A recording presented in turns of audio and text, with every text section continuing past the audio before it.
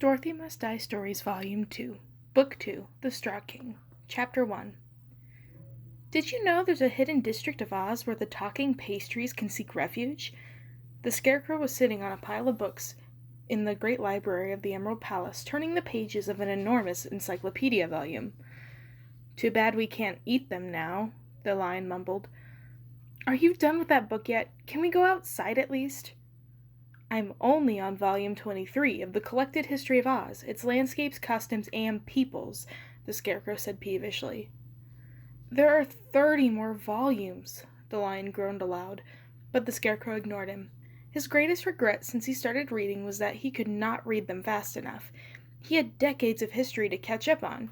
He'd spent his entire early life tied to a post on the cornfield, after all. He'd gone so long without a brain that he thought of all the wasted time was nearly enough to make him cry. Except, of course, he couldn't. At least he was king now. That was something. He was powerful, he was smart, and he was getting smarter by the minute. Aren't you done yet? I really need to eat something. The lion roared and stretched, rolling over on his back and gnawing at the spine of one of the Scarecrow's books. Knock it off, protested the Scarecrow. He was startled by the flash of anger in his old friend's eyes. Since he had arrived in the Emerald City a few days ago, the lion had been constantly restless. He seemed almost ferocious, a far cry from the terrified creature he journeyed with the Scarecrow, Dorothy, and the Tin Man through Oz. Scare was happy for his friend's newfound confidence, but sometimes he wondered if the lion had lost a little something when he gained his courage. Sure, the lion used to jump at the sight of all creatures smaller than him, but seeing this big creature wearing his fur on his sleeve made the lion more approachable. Now, as the lion's muscles rippled beneath his fur and his lips curled up in a growl, the straw on the Scarecrow's stuffed arm stood on end. The Scarecrow, giving in to the lion's hunger pangs, rang for one of his servants. Fiona was the smartest munchkin in his household staff, with a mind that moved as quickly as a kaleida, and an uncanny ability to sense his whims before he even knew what they were. Sometimes the Scarecrow wanted to crack open her brain just to see how it worked. Not literally, of course. Is the old tin can on his way? The Scarecrow asked, but there was affection in his voice. Scare felt it too. They decided to celebrate the second anniversary of the Scarecrow's coronation with a reunion. The three friends hadn't seen each other since Dorothy had returned to the other place, and the Wizard had made the Scarecrow King of Oz, and the Lion the ruler of the beasts, and the Tin Woodman King of the Winkies. Privately, the Scarecrow thought he had gotten the best deal out of the three friends. The beasts were unruly and had fleas, and the lion didn't even have a proper castle.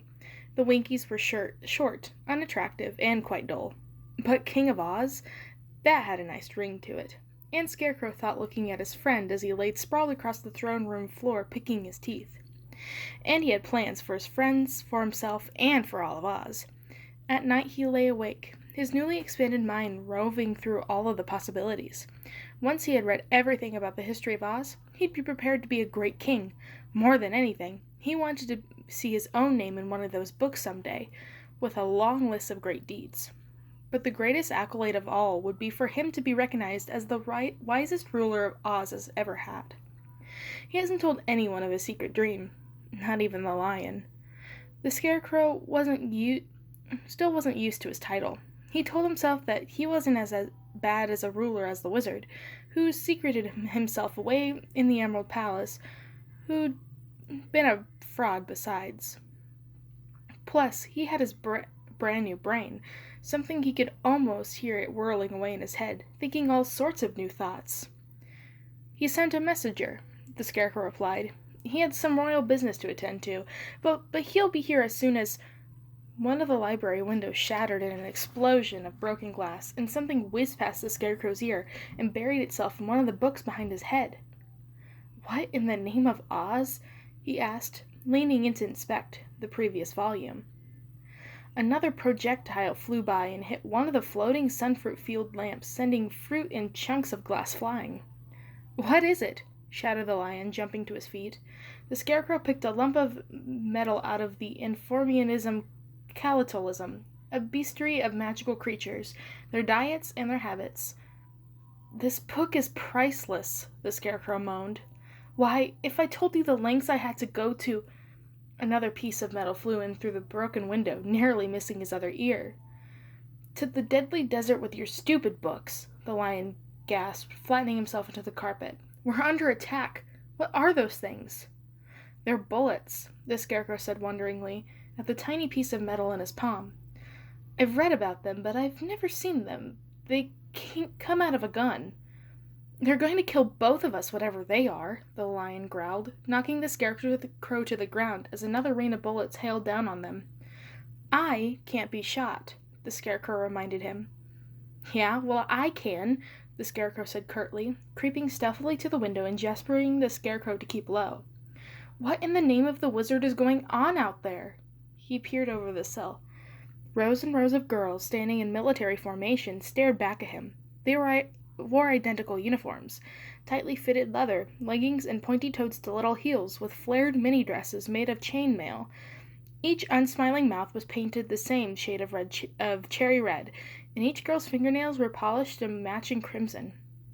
Each girl's glossy hair swung in a matching ponytail, and they brandished matching pearl-studded silver pistols, all of them pointed at the palace. The girls parted ranks to make way for another girl, this one riding a chrome-plated moat. Her chainmail mini-dress was shorter, her lipstick was redder, and her ponytail was higher. She had an unmistakable air of authority. "I'm General Ginger of the Ladies, Military Artillery of Oz," she shouted, firing another shot into the air. "You ain't the real king, you old straw bag, and I'm dumping you on your straw behind. Come on down, meet my girls, and bring your big scaredy cat friend with you."